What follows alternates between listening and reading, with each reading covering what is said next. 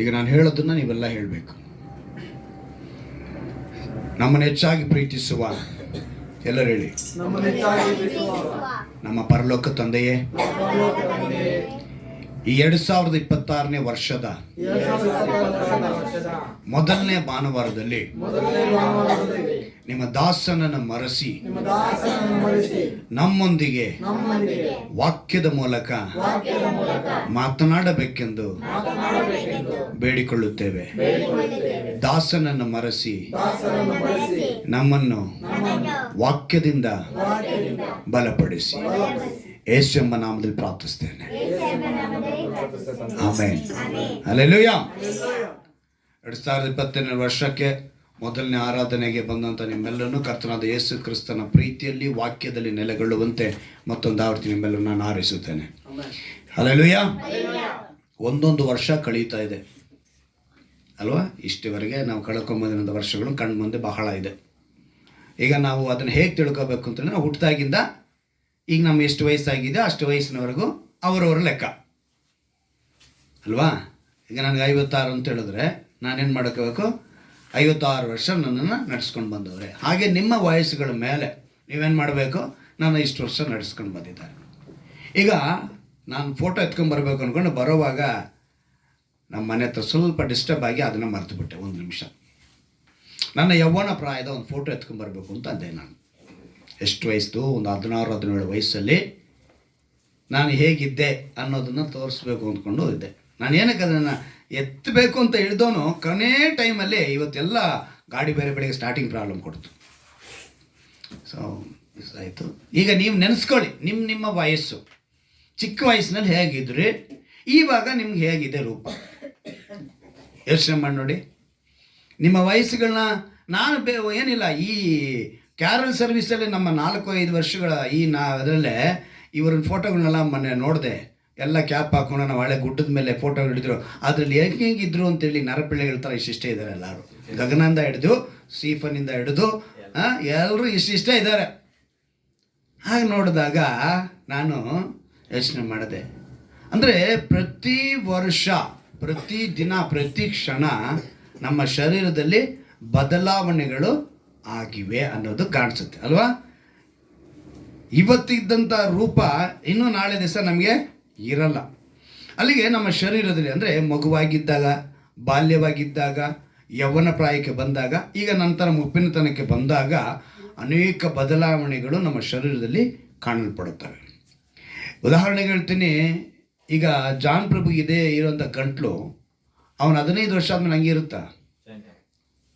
ಈಗ ಸ್ಟೀಫನ್ ಗಂಟ್ಲು ನಮಗೆ ಗೊತ್ತು, ಅವನ ಚಿಕ್ಕ ಹುಡುಗನಾಗಿದ್ದಾಗ ಹೆಂಗಿತ್ತು ಗಂಟ್ಲು, ಇವಾಗ ಹೆಂಗಿದೆ.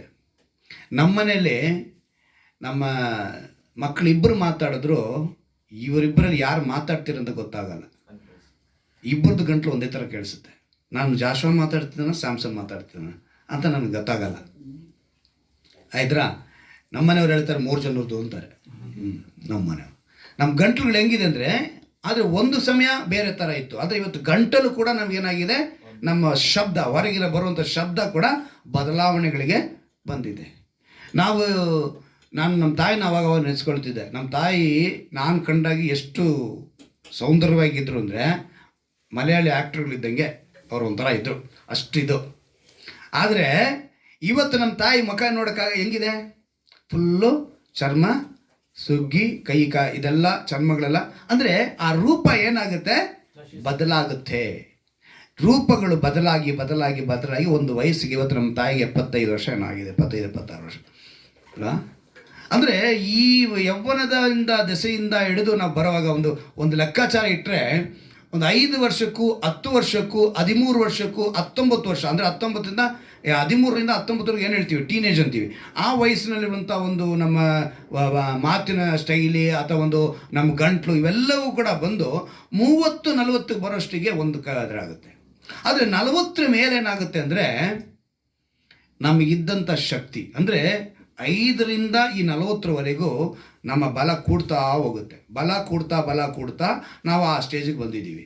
ಈ ಬಲ ಕೂಡೋದಕ್ಕೆ ನಮ್ಮ ಶರೀರಕ್ಕೆ ಬೇಕಾಗಿರುವಂಥ ಅನೇಕ ಆಹಾರಗಳನ್ನು ನಾವು ತೆಗೆದುಕೊಂಡು ಆ 40ನೇ ವಯಸ್ಸಿಗೆ ಬಂದ ಮೇಲೆ 40ರಿಂದ 60 ಬರುತ್ತೆ ನೋಡಿ, ಅದು ಅರಳು ಮರಳು ಅಂತಾರೆ. ಯಾವುದು 40 40 60 40 ಏನು ಹೇಳ್ತಾರೆ ಗೊತ್ತಾ?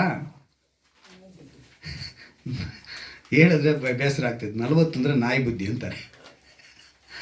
ಆಯಿತಾ? ಈ ಸಮಯಕ್ಕೆ ಈ ಶರೀರ ಎಷ್ಟು ಬಲದಿಂದ ಹೋಗಿತ್ತೋ ಆಮೇಲೆ ಬಲ ಕಡಿಮೆ ಆಗುತ್ತೆ, ದೃಷ್ಟಿ ಕಡಿಮೆ ಆಗುತ್ತೆ, ಕೂದಲು ಉದುರುತ್ತೆ, ಶರೀರದಲ್ಲಿ ಮೂಳೆಗಳಿಗೆ ಬಲ ಕಡಿಮೆ ಆಗುತ್ತೆ.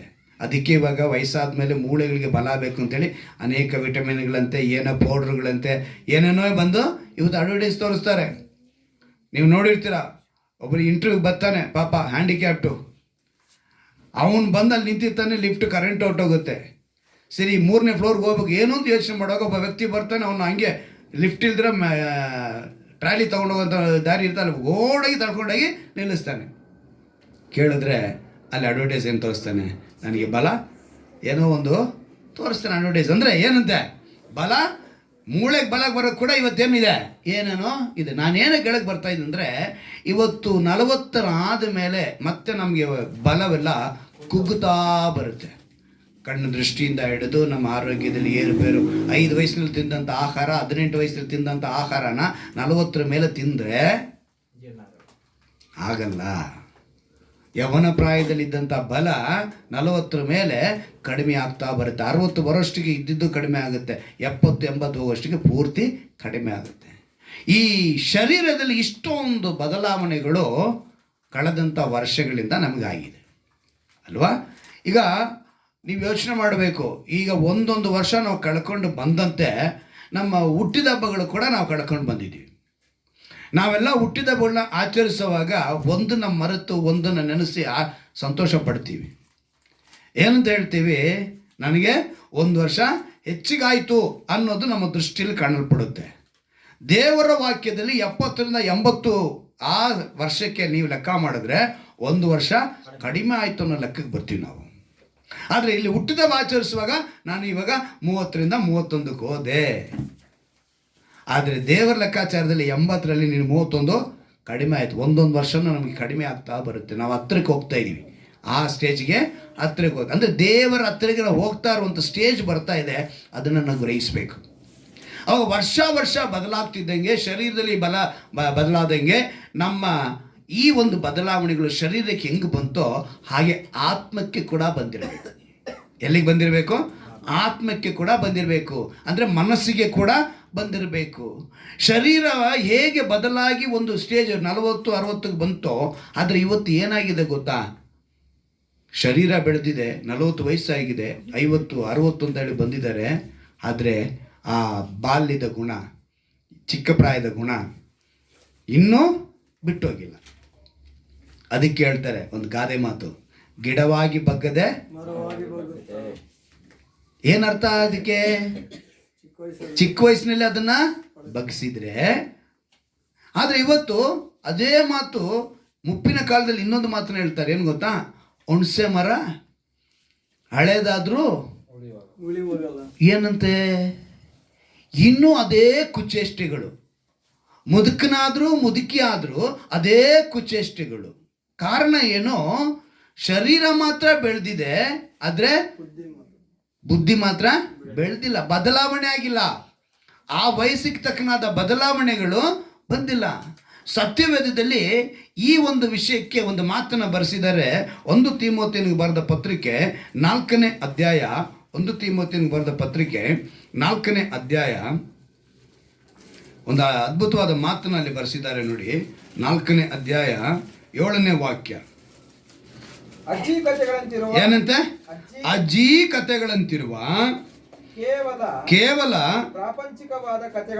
ಪ್ರಾಪಂಚಿಕವಾದ ಕಥೆಗಳನ್ನು ತಳ್ಳಿಬಿಟ್ಟು ನೀನು ದೇವಭಕ್ತಿಯ ವಿಷಯದಲ್ಲಿ ಸಾಧನೆ ಮಾಡಿಕೋ. ಇದೇನರ್ಥ? ಸಾಧನೆ ಅಂದರೆ ಇವತ್ತು ನಮ್ಮ ಭಾಷೆಯಲ್ಲಿ ಎಕ್ಸಸೈಸ್. ಏನು ಮಾಡಬೇಕು? ಇನ್ನೂ ಒಂದು ಹೇಳಬೇಕು ಅಂದರೆ ಜಿಮ್ಗೆ ಹೋಗೋ ಲೆಕ್ಕಾಚಾರ. ಏನು ಲೆಕ್ಕಾಚಾರ? ಜಿಮ್ಗೆ ಹೋಗೋ ಲೆಕ್ಕಾಚಾರ. ಇದು ಯಾವ ವಿಷಯನ ಹೇಳ್ತಾ ಇದ್ದ ನೋಡಿ, ಅಜ್ಜಿ ಕಥೆಗಳಂತಿರುವ ಕೇವಲ ಪ್ರಾಪಂಚಿಕ ಕಥೆಗಳನ್ನು ತಳ್ಳಿಬಿಟ್ಟು ನೀನು ದೇವ ಭಕ್ತಿಯ ವಿಷಯದಲ್ಲಿ ಸಾಧನೆ ಮಾಡಬೇಕಂತ, ದೇವ ಭಕ್ತಿಯ ವಿಷಯದಲ್ಲಿ ನೀನು ಅಷ್ಟು ಪ್ರಯತ್ನಗಳನ್ನು ಮಾಡಬೇಕು. ಹೇಗೆ ಎಕ್ಸಸೈಸ್ ಮಾಡ್ತೀಯೋ, ಹೇಗೆ ನೀನು ಜಿಮ್ಗೆ ಹೋಗಿ ನೀನು ಶರೀರನ ಕಾಪಾಡಿಕೊಳ್ಬೇಕು ಅಂತ ಅನ್ಕೊಂತೀಯೋ, ಫಿಟ್ಟಿಂಗ್ ಆಗಿ ನೀನು ಶರೀರನ ಇಟ್ಕೋಬೇಕು ಅಂತ ಹಾಗೆ ಅನ್ಕೋ, ಅದೇ ಸಾಧನೆ ಆತ್ಮಿಕ ವಿಷಯದಲ್ಲಿ ಕೂಡ ನೀನು ಮಾಡಬೇಕು. ಇವತ್ತು 16 ವಯಸ್ಸು 18 ವಯಸ್ಸಿನಲ್ಲಿದ್ದಂಥ ಕುಚೇಷ್ಟೆಗಳು 40, 50, 60 ಆದರೂ ಕೂಡ ಇದೆ ಕೆಲವರಿಗೆ. ಅದಕ್ಕೇನೆ ಗಾದೆ ಮಾತು ಬಂದಿದ್ದು, ಹುಣಸೆ ಮರ ಏನಾಯ್ತಂದೆ ಮುಪ್ಪಾದ್ರೂ ಕೂಡ ಉಳಿ ಬೀಳಿಲ್ಲ. ಅಂದ್ರೆ ಇನ್ನೂ ಅದೇ ಕುಚೇಷ್ಟೆಗಳು, ದರಿದ್ರ ಬುದ್ಧಿಗಳು, ಡಬಲ್ ಮೀನಿಂಗ್ ಮಾತುಗಳು. ಏನು ಮಾತುಗಳು? ಡಬಲ್ ಮೀನಿಂಗ್ ಮಾತುಗಳು ಮಾತಾಡ್ಕೊಂಡು ಕುತ್ಕೊಂಡಿರ್ತಾರೆ. ಅಶ್ವತ್ಥ ಕಟ್ಟೆ ಮೇಲೆ ಕುತ್ಕೊಂಡು ಇವ್ರಿಗೇನು ಕೆಲಸ? ಇದೇ ಡಬಲ್ ಮೀನಿಂಗ್ ಕೆಲಸನೇ. ಎಲ್ಲರ ಹತ್ರ ಕುಚೇಷ್ಟೆಗಳು ಮಾಡಿಕೊಂಡು ಏನೋ ಒಂದು ಕಾಲ ಕಳೆಯುವಂಥ ವಯಸ್ಸುಗಳು. ಅದೇ ರೀತಿಯಾಗಿ ಈ ಮಾತುಗಳೆಲ್ಲ ತೆಗೆದಾಕಿ ಶರೀರಕ್ಕೆ ಮುಪ್ಪು ಬಂದರೂ ಕೂಡ ಸ್ವಭಾವ ಮಾತ್ರ ಬದಲಾವಣೆ ಆಗಿಲ್ಲ. ಅಂದರೆ ಮನಸ್ಸು ಬದಲಾಗಿಲ್ಲ, ಆತ್ಮ ಬದಲಾಗಿಲ್ಲ ಅಂತ ಅರ್ಥ. ಚಿಕ್ಕ ವಯಸ್ಸಿನಲ್ಲಿದ್ದಂಥ ಅದೇ ಹುಡುಗಾಟ ಬರಬಾರ್ದು 40 ವಯಸ್ಸಿಗೆ. ಅಲ್ಲಿಗೆ ಶರೀರದಲ್ಲಿ ಹೇಗೆ ಬದಲಾವಣೆ ಬಂತೋ ಹಾಗೆ ಮನಸ್ಸಿನಲ್ಲಿ ಕೂಡ ಏನು ಬಂದಿರಬೇಕು? ಬದಲಾವಣೆಗಳು ಬಂದಿರಬೇಕು. ಕ್ಯಾಲೆಂಡರ್ ಬದಲಾಗಿದೆ ನಮಗೆಲ್ಲ ಅಲ್ವಾ? ಕ್ಯಾರೆಕ್ಟರ್ ಬದಲಾಗಲಿಲ್ಲ. ಕ್ಯಾಲೆಂಡರ್ ಬದಲಾಗಿದೆ, ಕ್ಯಾರೆಕ್ಟರ್ ಬದಲಾಗಿಲ್ಲ. ಇವತ್ತು ನಾವು ಏನಿದ್ದೀವಿ, ಹೇಗಿದ್ದೀವಿ? ಅದಕ್ಕೆ ಜ್ಞಾನವತಿಗಳೊಂದು ಮಾತು ಹೇಳ್ತಾನೆ, ಸೌಂದರ್ಯವು ನೆಚ್ಚತಕ್ಕದಲ್ಲ, ಲಾವಣ್ಯವು ನೆಲೆಯಲ್ಲ. ಅರ್ಥ ಏನು? ಅದು ನಿನಗೆ 15 ವಯಸ್ಸು 16 ವಯಸ್ಸಲ್ಲಿ ಇದ್ದಂಥ ಸೌಂದರ್ಯ 40ರಲ್ಲಿ ಕಾಣಲ್ಲ, 60ರಲ್ಲಿ ಇನ್ನೂ ಕಾಣಲ್ಲ, 80ಗೆ ಹೋದರೆ ಇದ್ದಿದ್ದು ಕಾಣಲ್ಲ.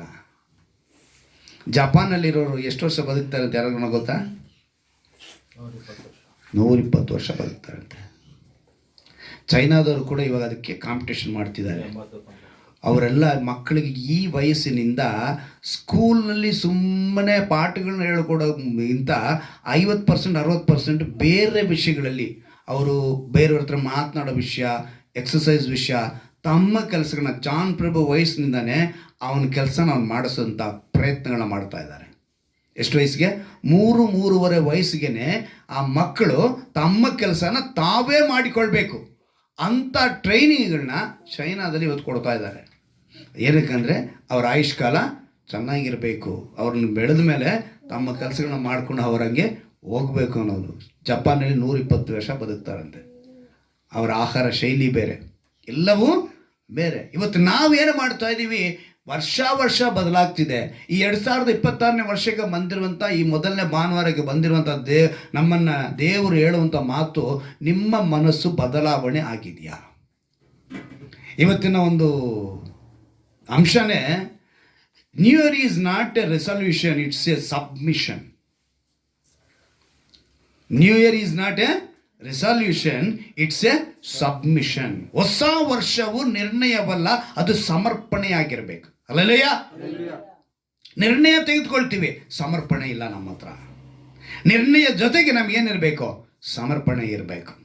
ಅದಕ್ಕೇನೆ ಇವತ್ತು ದೇವರು ನಮಗೆ ಎಚ್ಚರಿಕೆ ಪಡಿಸಿ ಹೇಳ್ತಿದ್ದಾರೆ, 10 ವರ್ಷ ಆಯಿತು, 20 ವರ್ಷ ಆಯಿತು, 30 ವರ್ಷಗಳಾದರೂ ಕೂಡ ನಮ್ಮ ಮನಸ್ಸುಗಳು ಬದಲಾವಣೆಗೆ ಬರ್ತಾನೆ ಇಲ್ಲ. ಸಭೆಗೆ ಬಂದು ಇನ್ನೂ ನಾವು ಅದರಲ್ಲೇ ಇದ್ದೀವಿ. ಅದೇನು ಪಾಸ್ಟರ್, ಒಂದೇ ಸಲ ಬದಲಾವಣೆ ಆಗುತ್ತಲ್ಲ? ಪ್ರಶ್ನೆ ನಿಮಗೆ ಬರ್ಬೋದು. ಯಾವಾಗ ನಾವು ಮಾನಸಾಂತರ ಹೊಂದಿ ತಕ್ಷಣ ನಾವೇನು ಮಾಡ್ತೀವಿ? ದೀಕ್ಷಾಸ್ನಾನಕ್ಕೆ ಬಂದಿವಿ, ಈಗ ನಾವು ಬದಲಾವಣೆ ಆಗಿದ್ದೀವಲ್ಲ, ನಾವೇ ಒಪ್ಪಿಸಿಕೊಟ್ಟಿದ್ದೀವಲ್ಲ, ದೀಕ್ಷಾಸ್ನಾನ ತೆಗೆದುಕೊಂಡಿದ್ದೀವಲ್ಲ ಅನ್ನೋ ಪ್ರಶ್ನೆ ನಿಮ್ಮಲ್ಲಿ ಬಂತು ಅಂದರೆ, ಇವತ್ತು ನಾನೊಂದು ಮುಖ್ಯವಾದ 3 ಅಂಶಗಳನ್ನು ನಿಮಗೆ ತಿಳಿಸ್ತೀನಿ. ಅದನ್ನು ನೀವು ತಿಳ್ಕೋಬೇಕು. ನೀವು ಸಂಪೂರ್ಣತೆಗೆ ಬಂದಿದ್ದೀರಾ ಇಲ್ಲವಾ ಅಂತ ನಿಮಗೆ ನೀವೇ ಕ್ವಶನ್ ಮಾರ್ಕ್ ಹಾಕ್ಕೊಂಡು, ನೀವು ಇದಕ್ಕೆ ಈ ವರ್ಷ ನಾನು ಈ ಮೊದಲನೇ ಆರಾಧನೆಯಲ್ಲಿ ಈ ಕ್ವಶನ್ ಮಾರ್ಕ್ಗೆ ಉತ್ತರ ನಾನು ಕೊಡಬೇಕು ಅನ್ನೋ ಮಟ್ಟಿಗೆ ನೀವು ಹೋಗಬೇಕು. ಅಲ್ಲಯ್ಯ, ಇವತ್ತು ನಮ್ಮ ಮನಸ್ಸುಗಳು, ನಮ್ಮ ಸ್ಥಿತಿಗತಿಗಳು, ಮನಸ್ಸು ಬದಲಾಗಬೇಕು ಅಂದರೆ ನಮ್ಮ ಸ್ವಭಾವಗಳು ಬದಲಾಗಬೇಕು. ನಮ್ಮ ಏನು ಬದಲಾಗಬೇಕು? ಸ್ವಭಾವಗಳು ಬದಲಾಗಬೇಕು. ಅದಕ್ಕೇನೆ ಕೆಲವರು ವಾಗ್ವಾದಗಳು, ತರ್ಕಗಳು ನಡೀತು. ಮನುಷ್ಯನು ಹುಟ್ಟಿದಾಗಲೇ ಜನ್ಮ ಪಾಪ ಎಂಬುದು ಇದೆ ಅಂತ ಕೆಲವರ ವಾಗ್ವಾದ. ಕೆಲವರು ಹೇಳ್ತಾರೆ ಜನ್ಮ ಪಾಪ ಅನ್ನೋದಿಲ್ಲ, ಬೆಳೀತಾನೆ ಪಾಪ ಇದೆ ಅಂತ ಕೆಲವರ ವಾದ. ನಿಮ್ಮನ್ನು ಕೇಳಿದ್ರೆ ಏನು ಹೇಳ್ತೀರಾ? ಮನುಷ್ಯ ಹುಟ್ಟಿದಾಗ ಪಾಪ ಮಾಡಿಕೊಂಡು ಹುಟ್ಟುತ್ತಾನ ಅಥವಾ ಬೆಳೆದ ಮೇಲೆ ಪಾಪ ಮಾಡ್ತಾನಂದ್ರೆ ನೀವೇನಂತ ಹೇಳ್ತೀರಾ? ಇದು ಸರಿಯಾದ ಉತ್ತರ. ನಾವು ಬೆಳೆದ ಮೇಲೇ ಪಾಪಿಗಳಾಗ್ತೀವಿ. ಹುಟ್ಟಿದಾಗ ದೇವರು ನಮ್ಮನ್ನು ಪಾಪಿಗಳಾಗಿ ಹುಟ್ಟಿಸಲ್ಲ. ನಿಮ್ಮ ತಂದೆ ತಾಯಿ ಪಾಪಿಗಳಾಗಿರ್ಬೋದು, ನಮ್ಮನ್ನು ಹುಟ್ಟಿಸಿದವರು ಪಾಪಿಗಳಾಗಿರ್ಬೋದು, ಆದರೆ ನಮ್ಮ ಜನನ ಏನಲ್ಲ, ಪಾಪದ ಜನನವಲ್ಲ. ನಾವು ಪರಿಶುದ್ಧರಾಗಿ ಹುಡ್ತೀವಿ. ಆದರೆ ಮಗು ಆಗ್ತಿದ್ದಂಗೆ ಆ ಮಗು 6 ತಿಂಗಳಿಂದ 8 ತಿಂಗಳಿಂದ 9 ತಿಂಗಳಿಂದ 1 ವರ್ಷದಿಂದಲೇ ಮಗುವಿನೊಳಗೆ ಸ್ವಭಾವ ನುಗ್ಗುತ್ತೈತೆ. ತಾಯಿ ಸ್ಪರ್ಶ ಗೊತ್ತಾಗುತ್ತೆ ಆ ಮಗುಗೆ. ಗೊತ್ತಾಗುತ್ತೋ ಗೊತ್ತಾಗಲ್ವಾ? ಹೊಟ್ಟೆ ಒಳಗೆ ಇದ್ದಾಗಲೇ ತಾಯಿ ಗೊತ್ತಾಗುತ್ತೆ. ಮಗು ಏನೋ 6 ತಿಂಗಳಿಂದ ಸ್ಟಾರ್ಟ್ ಆಗುತ್ತೆ ಒದಿಯೋದು, ನುಗ್ಗೋದು, ಈ ಕಡೆ ಆ ಕಡೆ ತಿರುಗೋದು ಎಲ್ಲ ಗೊತ್ತಾಗುತ್ತೆ ತಾಯಿಗೆ. ಆಯ್ತಾ? ಅದು ಒಳಗೆ ಬಂದ ಮೇಲೆ ಆ ಮಗು ತಾಯಿ ಸ್ಪರ್ಶ ಯಾವುದು, ತಂದೆ ಸ್ಪರ್ಶ ಯಾವುದು, ತಾಯಿ ಗಂಟ್ಲು ಯಾವುದು, ತಂದೆ ಗಂಟ್ಲು ಯಾವುದು ಗೊತ್ತಾಗುತ್ತೆ. ಅಲ್ಲಿಗೆ ಅದಕ್ಕೆ ಸ್ವಭಾವ ಅಲ್ಲಿಗೆ ಸ್ಟಾರ್ಟ್ ಆಗುತ್ತೆ. ತಾಯಿ ಬಿಟ್ಟು ಬೇರೆಯವ್ರು ಎತ್ಕೊಂಡಿದ ತಕ್ಷಣ ವಯಾ ಅಂತ ಸೈರನ್ ಆಗುತ್ತೆ. ಗೊತ್ತಾಗುತ್ತಾ? ಆಮೇಲೆ ಬೆಳೀತಾ ಬೆಳೀತಾ ಮಕ್ಕಳು ತಮಗೆ ಕೊಟ್ಟಿರೋದನ್ನ ಇನ್ನೊಬ್ಬರಿಗೆ ಕೊಡಲ್ಲ. ಎಲ್ಲಿಂದ ಬಂತು? ಸ್ವಭಾವ. ಹುಟ್ಟಿದಾಗ ಪಾಪಿ ಅಲ್ಲ, ಹುಟ್ಟಿದ ಮೇಲೆ ಸ್ವಭಾವ ಒಳಗಡೆ ಹೋಗಿ ಆ ಸ್ವಭಾವ ಎಲ್ಲಿಂದ ಬರುತ್ತೆ? ಲೋಕದಿಂದ ಬರುತ್ತೆ. ಈ ಸ್ವಭಾವದಿಂದ ಅವರೇನಾಗ್ತಾರೆ? ಸ್ವಭಾವದ ಮೂಲಕ ಪಾಪಿಗಳಾಗ್ತಾರೆ. ಅವರು ಹುಟ್ಟಿದಾಗಲೇ ಯಾರು ಪಾಪಿಯಾಗಿ ಹುಟ್ಟೋದಕ್ಕೆ ಸಾಧ್ಯವಿಲ್ಲ. ಹಾಗೆ ಇವತ್ತು ನಮಗೆ ದೇವರು ಹೇಳುತ್ತಿದ್ದಾರೆ ಅಂತ ಹೇಳಿದ್ರೆ, ಈ ಬದಲಾವಣೆ ನಮಗೆ ಬಂದಿದೆಯಾ? ವರ್ಷ ವರ್ಷ ಕಳ್ಕೊಂಡಿದ್ದೀವಿ. ರಕ್ಷಣೆ ಒಂದು ಎಷ್ಟು ವರ್ಷ ಆಯಿತು ಅಂತ ನಿಮ್ಮನ್ನು ಕೇಳಿದ್ರೆ ಎಷ್ಟು ವರ್ಷ ಹೇಳ್ತಾರೆ? ಇವಾಗ ಮೂರ್ತಿ ರಕ್ಷಣೆ ಒಂದು ಎಷ್ಟು ವರ್ಷ ಆಯ್ತಾ? ಮಂಜು, ಈಗ ನಮ್ಮಲ್ಲಿ ಎಷ್ಟು ಬದಲಾವಣೆ ಬಂದಿದೆ? ಈಗ ನನ್ನನ್ನು ಕೇಳಿರ್ತೇಳೆ, ನಾನು ಹೇಳ್ತಾ 2003ಕ್ಕೆ ನಾನು ರಕ್ಷಣೆ ಹೊಂದಿದ್ದು ಅಂತ ನಾನು ಹೇಳಬೇಕು. ನಾನು ಹುಟ್ಟಿದಾಗ ಕ್ರೈಸ್ತನೇ. ನನ್ನ ತಂದೆ ತಾಯಿ, ನನ್ನ ಪಿತೃಗಳು, ಮುತ್ತಾತರು ಇವರೆಲ್ಲರೂ ಕ್ರೈಸ್ತರೇ. ಆದರೆ ನಿಜವಾದ ರಕ್ಷಣೆ ನಾನು ತೆಗೆದುಕೊಂಡು 2003ರಿಂದ ಇವತ್ತಿಗೆ 25, 2026 ಎಲ್ಲಿಗೆ ಎಷ್ಟು ವರ್ಷ ಆಯ್ತು ಲೆಕ್ಕ ಮಾಡ್ಕೊಳ್ಳಿ. ಅಷ್ಟೇ ನಾನು ರಕ್ಷಣೆ ಹೊಂದಿದ್ದು ಲೆಕ್ಕ. ನಾವು ಹುಟ್ಟಿದಾಗ ಹೆಸರು ಮೋಸಸ್ ಅಂದಿದ್ದ ಮಾತ್ರಕ್ಕೆ ನಾನು ರಕ್ಷಣೆ ಹೊಂದಿದ್ದವನು ನಿಮ್ಮ ಅರ್ಥ ಅಲ್ಲ. ಆದರೆ ನಮ್ಮ ಮನಸ್ಸುಗಳು ಬದಲಾಗಬೇಕು. ವರ್ಷ ಕಳೆದಂತೆ ನಮ್ಮ ಮನಸ್ಸುಗಳು ಬದಲಾವಣೆಗೆ ಬಂದಿರಬೇಕು. ಇವತ್ತು ನೀವೇನಾದ್ರು ದೀಕ್ಷಾ ಸ್ಥಾನ ತೆಗೆದುಕೊಂಡ ಕೂಡಲೇ ನಾನು ಬದಲಾವಣೆ ಆಗಿದ್ದೆ ಅಂತ ಹೇಳಿದ್ರೆ ಅದು ಸುಳ್ಳಾಗುತ್ತೆ.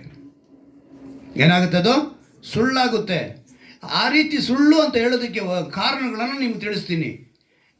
ಯೇಸುವನ್ನು ಹಿಡಿದ ಕೂಡಲೇ ಪೇತ್ರನು ಪಕ್ಕದಲ್ಲೇ ಇದ್ದು ಏನು ಮಾಡ್ದಂತ ನೆನಪಿದೆಯಾ? ಏನು ಮಾಡ್ದ? ಕತ್ತಿ ತಗೊಂಡು ಕಿವಿನ ಕತ್ತರಿಸ್ಬಿಟ್ಟ. ಯಾರಿಗೆ? ಅಲ್ಲಿ ಆ ಸೈನಿಕನಾಗಿ ಮಲ್ಕ ಅಂತ ಒಬ್ಬ ವ್ಯಕ್ತಿ ಇದ್ದ. ಮಲ್ಕ ಅವನ ಹೆಸರು. ಅವನ ಕಿವಿನ ಕತ್ತರಿಸ್ಬಿಡ್ತಾನೆ. ಯೇಸುವಿನ ಜೊತೆಗಿದ್ದವಂತಾನೆ ಪೇತ್ರ.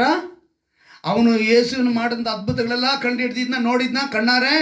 ಎಲ್ಲ ನೋಡಿದ್ರು ಕೂಡ ಅವನ ಸ್ವಭಾವ ಏನಾಗಿಲ್ಲ? ಬದಲಾಗಿಲ್ಲ. ಯೇಸುವಿನ ಜೊತೆಗಿದ್ದರೂ ಕೂಡ ಅವನ ಸ್ವಭಾವ ಬದಲಾಗಿದ್ರೆ ಅವನ ಕತ್ತಿ ಎತ್ಕೊಂಡು ಮಾಡಿಲ್ಲ. ನೀವು ಆ ವಾಕ್ಯನ ಓದಿ, ಮತ್ತಾಯನ ಬರೋ ಸುವಾರ್ತೆ ಅಲ್ಲ, ಮತ್ತಾಯನಿಗಿನ ಮುಂಚೆ ಯೋಹನ ತೆಗೆದುಕೊಳ್ಳಿ. ಯೋಹನ ಬರೋ ಸುವಾರ್ತೆ 18ನೇ ಅಧ್ಯಾಯ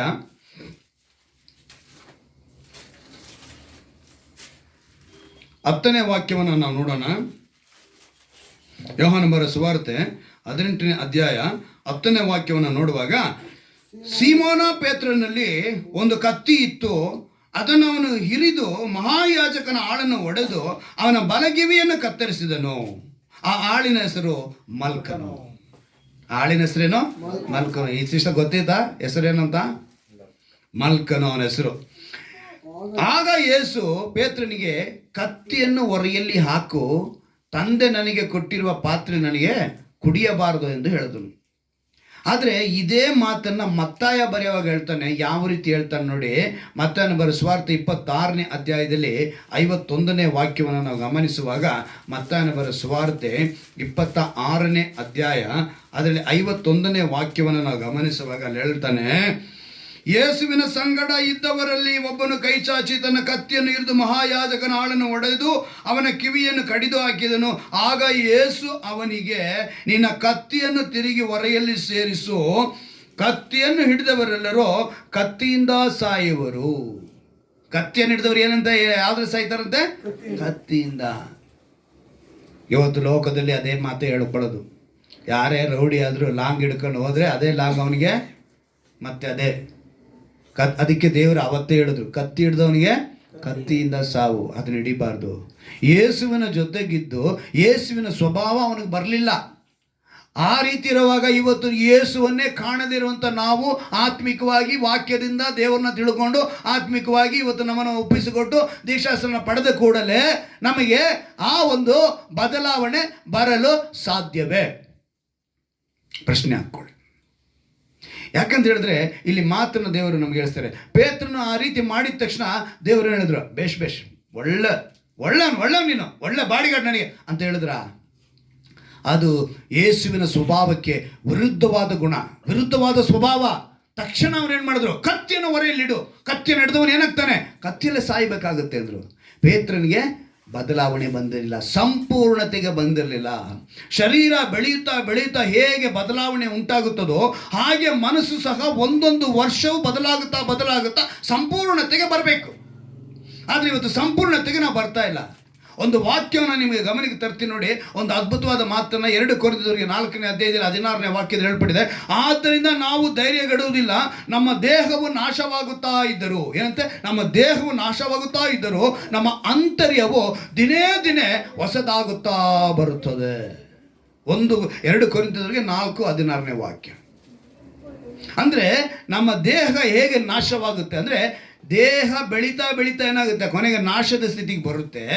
ಆದರೆ ನಮ್ಮ ಆಂತರ್ಯವು ದಿನ ಹೊಸದಾಗುತ್ತೆ. ಹಲ್ಲೆಲೂಯಾ. ದೇಹ ದಿನ ಬೆಳೆದು ಒಂದು ಕಾಲಕ್ಕೆ ಏನಾಗುತ್ತೆ? ಮತ್ತೆ ಇನ್ಕ್ರೀಸ್ ಆಗಿದ್ದು ಡಿಕ್ರೀಸ್ ಆಗುತ್ತೆ, ಮೇಲೆ ಹೋಗಿದ್ದು ಕೆಳಗೆ ಬರುತ್ತೆ. ಆದರೆ ನಮ್ಮ ಈ ಆತ್ಮಿಕ ಜೀವಿತ ಇನ್ಕ್ರೀಸ್ ಆಗಿದ್ದು ದಿನ ಏನಾಗಬೇಕು? ಹೊಸದಾಗಬೇಕು. ಅದನ್ನ ದೇವರು ಹೇಳ್ತಿದ್ದಾರೆ. ಇದನ್ನ ನಾವು ಮಾಡಿಲ್ಲ ಅಂತ ಹೇಳಿದ್ರೆ ಖಂಡಿತವಾಗಲೂ ನಮ್ಮಲ್ಲಿ ಆ ಬದಲಾವಣೆ ಬಂದಿಲ್ಲ. ಶರೀರ ದಿನೇ ಬದಲಾದಂತೆ ಆಂತರ್ಯ ಕೂಡ ದಿನೇ ಅಂದರೆ ಇಂಗ್ಲೀಷ್ನಲ್ಲಿ ಏನು ಗೊತ್ತಾ? ಡೇ ಬೈ ಡೇ ಹೊಸದಾಗಿ ಬರಬೇಕು. ಈ ಡೇ ಬೈ ಡೇ ಹೊಸದಾಗಿ ಬರಬೇಕು ಅನ್ನೋ ವಿಷಯಗಳಲ್ಲಿ ಈ ಕೆಲವು ವಾಗ್ದಾನಗಳು ಬಂದಾಗ ಕೆಲವರು ಕಲ್ಮಶಗೊಂಡ್ಬಿಡ್ತಾರೆ, ಸ್ವಲ್ಪ ಗಲಿಬಿಲಿ ಆಗ್ತಾರೆ. ಕಳೆದ ದಿವಸದಲ್ಲಿ ಒಂದು ವಾಕ್ಯ ನನ್ನ ಕಣ್ಮುಂದೆ ಬಂತು. ಆ ವಾಕ್ಯನ ನಾನು ದೇವರ ಬಳಿ ಪ್ರಶ್ನೆ ಮಾಡಿ ಕೇಳಿದೆ. ಜಕರಿಯನ ಗ್ರಂಥದಲ್ಲಿ 7ನೇ ಅಧ್ಯಾಯದಲ್ಲಿ 10ನೇ ವಾಕ್ಯ ಮತ್ತು 8ನೇ ಅಧ್ಯಾಯದಲ್ಲಿ 17ನೇ ವಾಕ್ಯ. ಈ 2 ವಾಕ್ಯವು ಆ ಜಕರಿಯ ಪುಸ್ತಕದಲ್ಲಿ ಬರೆಯಲ್ಪಟ್ಟಿದೆ. ಇದರಲ್ಲಿ ಏನಂತ ಬರೆಯಲ್ಪಟ್ಟಿದೆ ನೋಡಿ. ಈಗ ನಮ್ಮಲ್ಲಿ ಬದಲಾವಣೆ ಬರಬೇಕು, ನಮ್ಮ ಮನಸ್ಸುಗಳು ಬದಲಾವಣೆ ಹೊಂದಬೇಕು. ಈಗ ನಾವು ಯಾರಾಗಿರಬೇಕು? ಅದು ಕ್ರಿಸ್ತನ ಸ್ವಭಾವ ನಮ್ಮಲ್ಲಿ ಬರಬೇಕು. ಈಗ ನಾವು ಯಾರಿಗೂ ಕೇಡನ್ನು ಬಯಸಿದವರಲ್ಲ. ನಾವು ಕಳೆದ ದಿವಸದಲ್ಲೇ ವಾಕ್ಯ ನೋಡಿ, ನಾವು ಯಾರಿಗೂ ಕೇಡನ್ನು ಬಯಸಿಲ್ಲ. ಆದರೆ ಮನುಷ್ಯ ಏನು ಮಾಡ್ತಾನೆ? ನಮ್ಮ ಸುತ್ತಲೂ ಇದ್ದುಕೊಂಡು ನಮಗೆ ಕೇಡನ್ನು ಬಯಸುವಂಥವನಾಗೆ ಇರ್ತಾನೆ. ಅದಕ್ಕೆ ದೇವರಲ್ಲಿ ಭಯ ಪಡಬೇಡ ಅಂತೇಳಿ, ನಾನು ನಿನ್ನ ವಿಮೋಚಿಸಿದ್ದೀನಿ ಅಂತ ಹೇಳಿದ್ದಾರೆ, ನಿನ್ನ ಹೆಸರು ಕರೆದಿದ್ದೀನಿ ಅಂತ ಹೇಳಿದ್ದಾರೆ, ನೀನು ನನ್ನವನು ನನ್ನವಳು ಅಂತ ಹೇಳ್ತಾರೆ, ನನ್ನ ಕೃಪೆ ನಿನಗೆ ಸಾಕು ಅಂತ ಹೇಳ್ತಾರೆ. ನಮ್ಮ ಸುತ್ತಲೂ ಇರುವವರು ಎಂಥವರೇ ಆಗಿರಲಿ. ಆದರೆ ನಾವು ಯಾರಿಗೂ ಕೇಡು ಬಯಸ್ತಾ ಇದ್ದರೂ ನಮಗೆ ಕೇಡು ಬಯಸೋದು ಮಿಂಚುಗುಳಕ್ಕೆ ಹೇಗೆ ಸರ್ಪ ಹೇಗೆ ಹಿಂದೆ ಹೋಗಿ ಇದು ಮಾಡ್ತೋ ಹಾಗೆ ನಮ್ಮ ಸುತ್ತಲೂ ಇರ್ತಾರೆ. ಆದರೆ ನಾವೇನು ಮಾಡಬೇಕು? ದೇವರನ್ನ ವಾಕ್ಯವನ್ನು ಸರಿಯಾಗಿ ಹಿಡಿದುಕೊಳ್ಬೇಕು. ಇಲ್ಲಿ 7ನೇ ಅಧ್ಯಾಯದಲ್ಲಿ 10ನೇ ವಾಕ್ಯ ನೋಡಿ. ಪ್ರೀತಿ, ಒಬ್ಬರಿಗೊಬ್ಬರು ಪ್ರೀತಿಗಳನ್ನು ತೋರಿಸಿರಿ. ವಿಧವೆ, ಅನಾಥ, ವಿದೇಶಿ, ದರಿದ್ರ ಇವರಾರಿಗೂ ಅನ್ಯಾಯ ಮಾಡಬೇಡ್ರಿ. ನಿಮ್ಮಲ್ಲಿ ಯಾವನು ತನ್ನ ಸಹೋದರನಿಗೆ ಕೇಡನ್ನು ಬಗೆದಿರಲಿ. ಈ ಮಾತು, ಈ ವಾಗ್ದಾನ ಬಂದಿದ್ದ ತಕ್ಷಣ ನಾನು ಈ ಮಾತನ್ನ ಸ್ವಲ್ಪ ಧ್ಯಾನ ಮಾಡಿದೆ. ಯಾಕಂದರೆ 18ನೇ ವಾಕ್ಯದಲ್ಲಿ ಕೂಡ ಇದೇ ಮಾತು ಬರೆಯಲ್ಪಟ್ಟಿದೆ. 8:17 ಏನಂತ ಬರೆಯಲ್ಪಟ್ಟಿದೆ ನೋಡಿ. ಆ ಮಾತನ್ನು ಗಮನಿಸುವ 17ರಲ್ಲಿ, ನಿಮ್ಮಲ್ಲಿ ಯಾವನು ತನ್ನ ಹೃದಯದಲ್ಲಿ ನೆರೆಯವನಿಗೆ ಕೇಡನ್ನು ಬಗೆದಿರಲಿ, ಸುಳ್ಳು ಸಾಕ್ಷಿಗೆಂದು ಸಂತೋಷ ಪಡಬೇರಿ. ಇವಳನ್ನೆಲ್ಲ ದ್ವೇಷಿಸುವನಾಗಿದ್ದೇನೆ, ಇದು ಯೆಹೋವನ ನುಡಿ. ನೆರೆಯವನಿಗೆ ಕೇಡು ಬಗೆದಿರಲಿ ಅಂತೇಳಿ ಇದೊಂದು ಕಮ್ಯಾಂಡ್ಮೆಂಟ್ಸ್ ಆಗಿ ಆಜ್ಞೆಯಾಗಿ ದೇವರು ಕೊಟ್ಟಿದ್ದಾರೆ. ಇದು ಕೊಡಲು ಕಾರಣ ಏನಂದರೆ, ದೇವರಿಂದ ದೂರವಾದವರು ಅನೇಕರಿದ್ದಾರೆ, ಅವಿಧೇಯರು. ಈ ಮಾತನ್ನು ಆ ಸಂದರ್ಭದಲ್ಲಿ ಅವರಿಗೆ ಹೇಳಿದಂಥ ಮಾತು ಇದು ಅವರಿಗೆ ಅನ್ವಯಿಸುತ್ತೆ. ನಮ್ಮ ಕುಟುಂಬಗಳಲ್ಲಿ ಕೆಲವರು ಅವಿಧೇಯರು ಇರ್ತಾರೆ. ಏನು ಮಾಡ್ತಾರೆ? ಅವಿಧೇಯರು ಇರ್ತಾರೆ. ಅವರಿಗೆ ನೀನು ಕೇಡು ಮಾಡಬೇಡ ಅಂತ ಹೇಳಿದ್ರೇನು? ಈಗ ಅವ್ರ ಮಾತು ಕೇಳ್ತಾ ಇಲ್ಲ ಅಂತೇಳಿ ನಾವು ಅವ್ರನ್ನ ಹೋಗಿ ಅವ್ರ ಜೊತೆ ಏನು ಮಾಡೋದು? ಸಂಸರ್ಗ ಬೆಸ್ಕೋಬಾರ್ದು. ಅವ್ರ ಜೊತೆ ನಾವು ಇಜ್ಜೋಡಾಗಬಾರ್ದು. ನೀವು ಅದನ್ನು ಕೊರಿಂಥದಲ್ಲಿ 7ನೇ ಅಧ್ಯಾಯದಲ್ಲಿ 1ನೇ ವಾಕ್ಯದಲ್ಲಿ ಗಮನಿಸ್ತೀರಾ. ಯಾವ ರೀತಿಯಾಗಿ ದೇವರ ಮಕ್ಕಳಿಗೂ ಇನ್ನೊಬ್ಬರಿಗೂ ಬೇರೆಯವರಿಗೆ ಅನ್ಯರಿಗೂ ನಾವು ಹೇಗೆ ದೂರ ಇರಬೇಕು ಅಂತ ಹೇಳಲ್ಪಟ್ಟಿದೆ. ಈ ಸ್ವಭಾವ ಇರುವಂಥವ್ರು, ಕೇಡು ಬಯಸಿದವರಿಗೆ ನಾವೇನು ಮಾಡಬೇಕು? ದೂರ ಇರಬೇಕು. ಅದನ್ನೇ ದೇವರ ವಾಕ್ಯ ಹೇಳುತ್ತೆ, ಕೇಡು ಬಯಸದಿರು. ಇದು ಈ ಮೇಲೆ ಬರೆಯಲ್ಪಟ್ಟು ನೋಡಿ 8ನೇ ಅಧ್ಯಾಯದಲ್ಲಿ ಮೇಲೇನೆ ಬರೆಸಿದ್ದಾರೆ, ವಿಧೇಯ ಜನರಿಗೆ ಯೆಹೋವನು ಸಂಕಲ್ಪಿಸಿರುವ ಭಾಗ್ಯ. ವಿಧೇಯ ಜನರಿಗೆ ಹೇಳಿಕೊಟ್ಟಿರುವಂಥ ಮಾತು. ಅವಿಧೇಯರಿಗೆ ನೀನು ದೂರ ಇರು. ಆ ಅವಿಧೇಯರಿಗೆ ದೂರ ಇರು ಅಂದರೆ ನಿನ್ನ ಸ್ವಭಾವ ಬದಲಾಗಬೇಕು, ನೀನು ಕ್ರಿಸ್ತನ ಸ್ವಭಾವವನ್ನು ಧರಿಸಿಕೊಳ್ಳಬೇಕು. ಮನುಷ್ಯರು ಸಹ ಡೇ ಬೈ ಡೇ ಬದಲಾಗುತ್ತಾ ಬರಬೇಕು. ಗಮನಿಸಿ, ಮಾನಸಾಂತರದ ಮೊದಲ ಹೆಜ್ಜೆ ಸಂಪೂರ್ಣಕ್ಕೆ ಬರೋಕ್ಕೆ ಸಾಧ್ಯ ಇಲ್ಲ. ಈಗ ಮನೆ ಮೋಲ್ಡಿಂಗ್ ಮಾಡ್ತೀವಿ. ಮೋಲ್ಡಿಂಗ್ ಮಾಡುವಾಗ ಪ್ರಾಸೆಸ್ ಫಸ್ಟ್ ಏನು ಮಾಡಬೇಕು? ಸೆಂಟ್ರಿಂಗ್. ಎರಡನೇದು, ಮೂರನೇದು, ಆಮೇಲೆ ಪೈಪ್ ಹಾಕಿ ಸಿಮೆಂಟ್ ಹಾಕಿ ಮಾರನೇ ದಿವಸ ಬಿಚ್ಚಿಬಿಡೋಣ ಸೆಂಟ್ರಿಂಗು.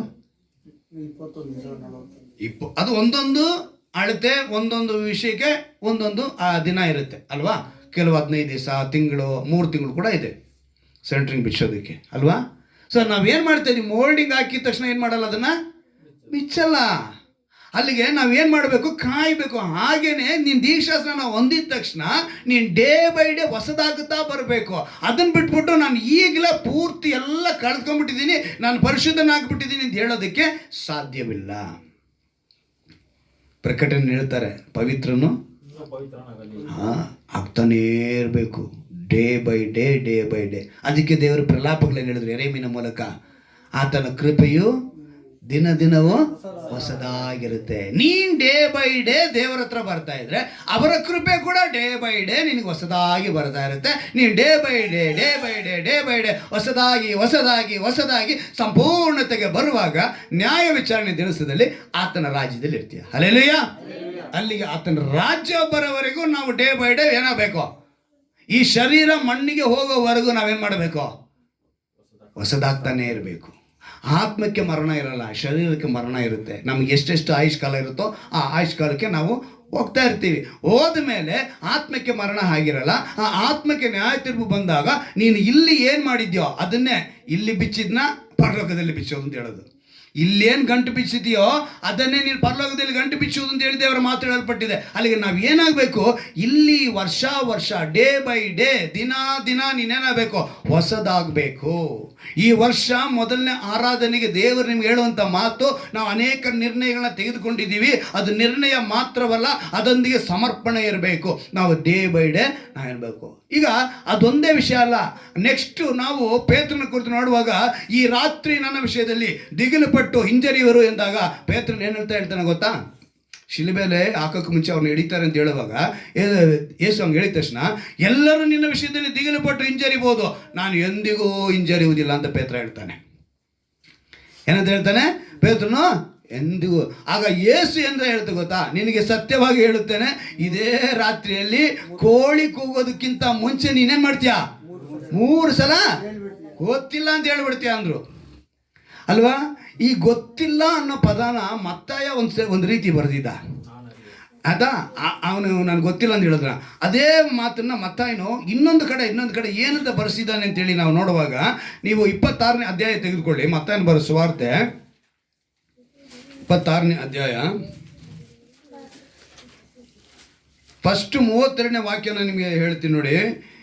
26ನೇ ಅಧ್ಯಾಯದಲ್ಲಿ 32ನೇ ವಾಕ್ಯದಲ್ಲಿ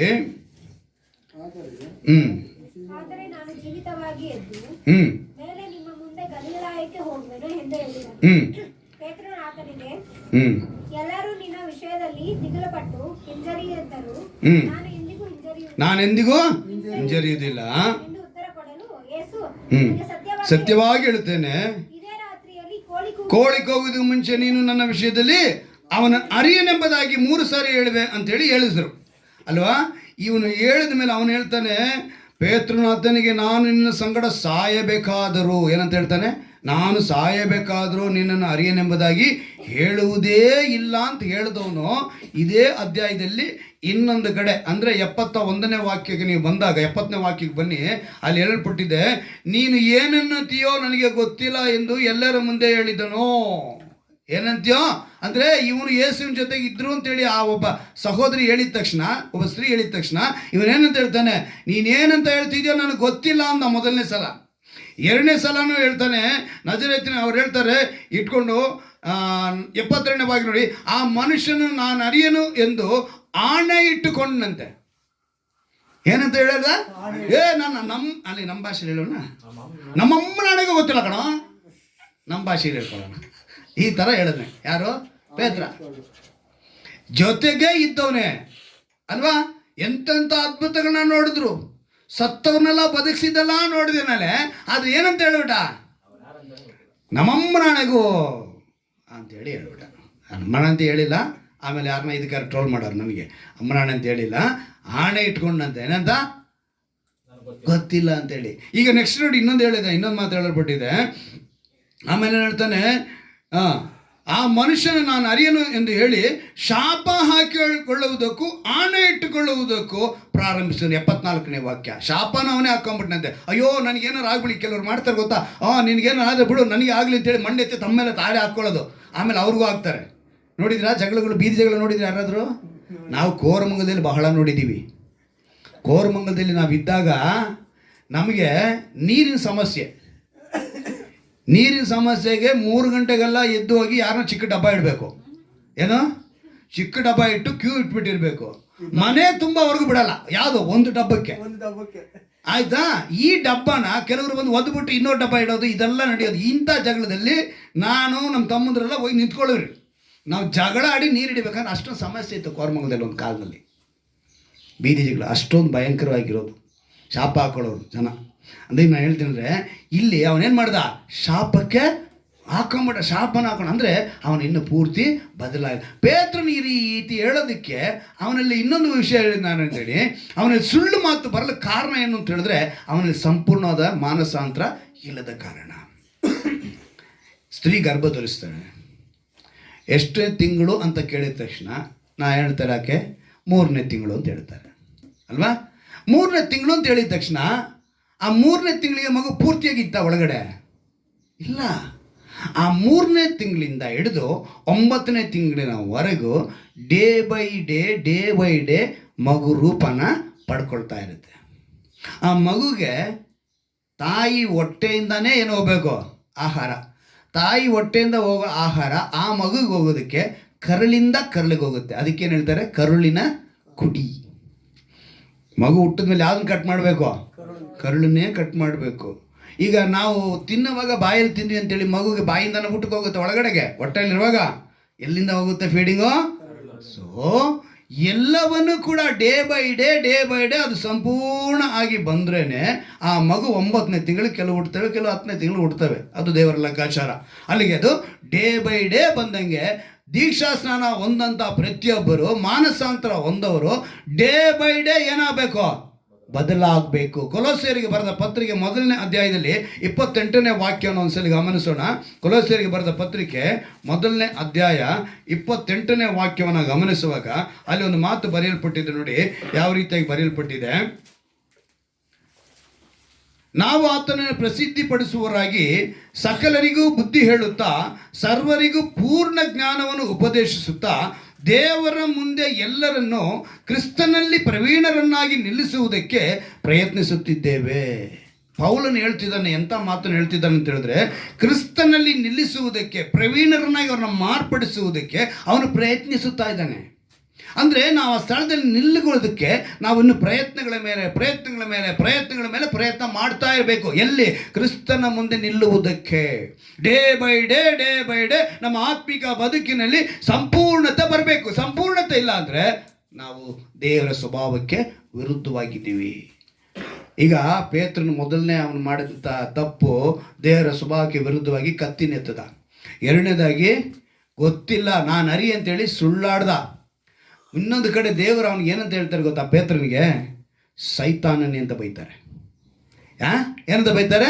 ಸೈತಾನನೇ. ಮತ್ತಾಯನ ಬರೋ ಸುವಾರ್ತೆ 16ನೇ ಅಧ್ಯಾಯ ತೆಗೆದುಕೊಳ್ಳಿ. ಮತ್ತಾಯನ ಬರೋ ಸುವಾರ್ತೆ 16ನೇ ಅಧ್ಯಾಯ 23ನೇ ವಾಕ್ಯ. ಮತ್ತಾಯನ ಬರೋ ಸುವಾರ್ತೆ 16ನೇ ಅಧ್ಯಾಯ 23ನೇ ವಾಕ್ಯದಲ್ಲಿ ಹೇಳಲ್ಪಟ್ಟಿದೆ ನೋಡಿ. ಏನಂತ ಹೇಳಲ್ಪಟ್ಟಿದೆ ನೋಡಿ 23ನೇ ವಾಕ್ಯದಲ್ಲಿ. ಆತನು ತಿರುಗಿಕೊಂಡು ಪೇತ್ರನಿಗೆ, ಸೈತಾನನೇ ನನ್ನ ಮುಂದೆ ನಿಲ್ಲಬೇಡ. ಇವಾಗ ಸೈತಾನನು ಅಂತ ಹೇಳಿದ್ದು ಪೇತ್ರನಿಗ ಅಥವಾ ಸೈತಾನನಿಗ? ಸರಿಯಾಗಿ ಗಮನಿಸ್ಬೇಕು. ಇಲ್ಲಿ ಏನಂತ ಹೇಳ್ತಿದ್ದಾರೆ, ಆತನು ತಿರುಗಿಕೊಂಡು ಪೇತ್ರನಿಗೆ, ಸೈತಾನನೇ ನನ್ನ ಮುಂದೆ ನಿಲ್ಲಬೇಡ.